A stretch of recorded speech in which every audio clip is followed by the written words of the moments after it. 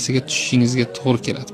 U maydonda esa ular sizdan ancha tajribaliroq va hech qachon pastkash insondan yordam olmang.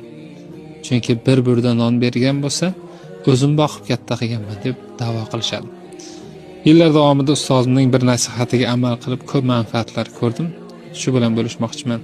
Muhammad Ali: hech qachon past ketmang. Arzimas narsalarni deb odamlar bilan tortishmang. Siz birovni ko'nglini og'ritib, haq-nohaq bo'lsangiz va ega chiqqan shu arzimas matohangiz bilan hech qachon buyuk ishlarni qila olmaysiz. Lekin saqlab qolgan himmatingiz va vijdoningiz oldidagi yorug' yuzingiz bilan buyuk maqsadlarni amalga oshirasiz. Men o'ylayman,